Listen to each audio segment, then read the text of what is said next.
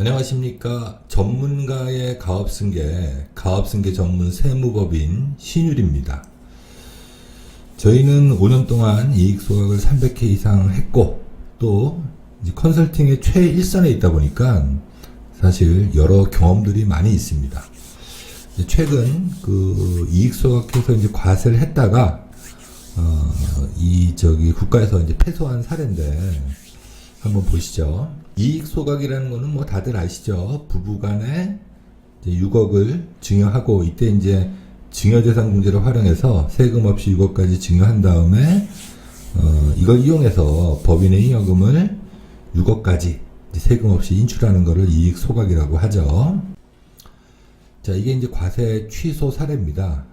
2021년 4월 7일 날 선고받은 건데, 이게 이제 대법원에 갔는데 심리 불속행 상고 기각이라 그래서 이제 고등법원 이제 판결로 확정된 겁니다.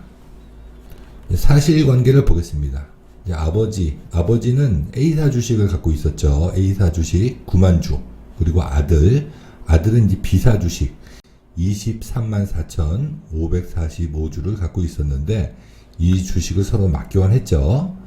그리고 아들만 자사주 매입하고 이제 소각을 했습니다. 이랬더니 이제 과세한 사례죠.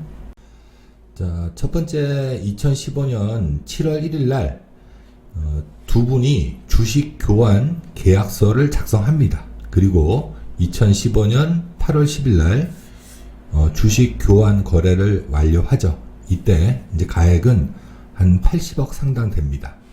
그리고 2015년 7월 6일 날 아들이 받은 주식이 이제 A사 주식인데, A사는 임시 주주총회를 열어서 소각 목적의 자사주를 결의하죠. 그리고 2015년 8월 10일 날 A사는 아들 주식 약 80억 상당의 주식을 매입합니다. 그리고 그 다음 해인 2016년도 3월 5일 날 A사는 그 취득한 자사주를 이익이익과 상계해서 이익 소각해버립니다.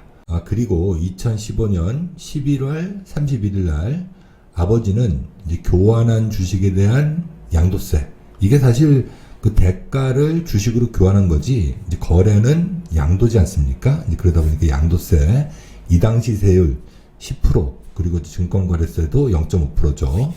이렇게 납부하죠. 그리고 아들은 양도 차익이 없어서 양도세는 납부하지 않고 증권거래세 0.5%만 납부합니다. 이랬더니 3년 후에 아버지한테 2016년도 종합소득세 8억을 부과합니다. 사실 이 사건의 쟁점은 실질과세 원칙을 적용해서 의제 배당에 대한 소득세를 귀속되지 않은 자, 여기 보면 이제 아버지를 얘기하는 거죠. 이 원고. 이제 아버지한테 부과했는데 이제 납세 의무자로 할 수 있는지 여부죠. 이게 사실 이 사건의 쟁점입니다. 판결 요지를 보면 어떻든 간에 제가 이제 결론을 말씀드렸죠. 부과했는데 부과된 세금이 부당하다. 그렇게 해서 이제 결론이 난 거죠. 그때 이 판결 요지에 한 두 가지 정도 이제 의미 있는 것들이 있는데 한번 보시죠. 네, 첫 번째는 아들은 A사로부터 받은 이 사건의 주식 매매 대금을 이용하여 개인적인 농협에 있는 대출금 채무 이 35억 원을 갚았죠. 그리고 또 연납 중이던 미납부세, 아마 이 행위를 하기 전에 가업승계 주식증여 특례나 이런 행위를 했었을 것 같습니다. 이런 행위에 있어서 연납 중이던 세금 33억 원을 납부했죠. 그래서 이 주식 매매 대금을 수령해서 그 이익을 그대로 이 아들분이 향유했다고 보아여진다. 이렇게 나와 있습니다. 자, 그리고 두 번째는 이건 한번 읽어보겠습니다. 아버지가 취득한 B건설사, 이 주식은 원래 이제 아들이 갖고 있었던 거죠. 주식이 실질적인 경제적 가치가 이 사건 주식 매매 대금과 이제 동일하다고 평가하기가 곤란하다. 왜 그러냐면 B건설사 주식은 비상장 주식으로서 주식의 거의 대부분을 아들, 그리고 또 계열사인 이관광이 보유하고 있다.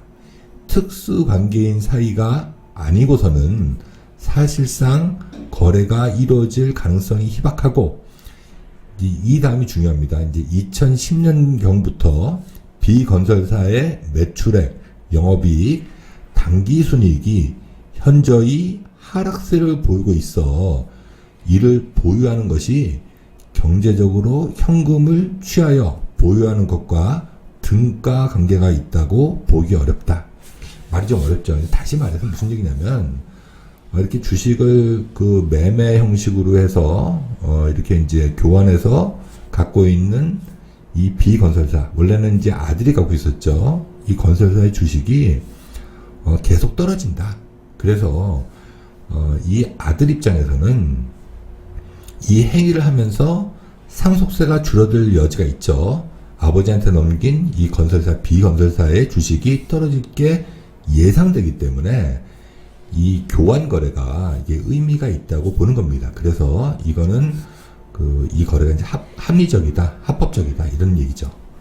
자, 다시 보겠습니다. 이제 과세 방지 요점을 보면 이제 징역 후 1년이라는 기간이 필요하죠. 이익 소각을 하려면. 그리고 또 두 번째는 증여받은 자의 권리와 의무를 행사해야 됩니다. 그리고 세 번째, 증여이익이 존재해야 되죠. 여기도 마찬가지죠. 주식을 교환했을 때 교환한 이익이 존재하기 때문에 이제 과세가 부당하다는 겁니다.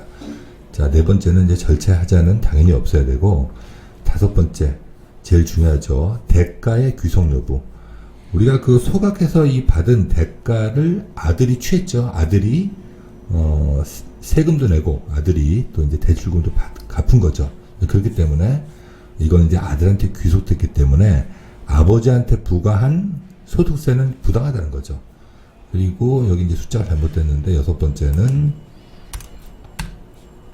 자, 이런 문제가 생기면은 이제 소명은 그 이후에 합니다. 3, 4년 후에. 그래서 소명이 가능한 가업승계 전문 저희 같은 세무사들하고 하셔야 전혀 문제가 없습니다. 자, 오늘은 여기까지 하겠습니다. 구독과 좋아요, 알림 설정해 주시면 영상을 만드는 저한테는 큰 힘이 됩니다. 감사합니다.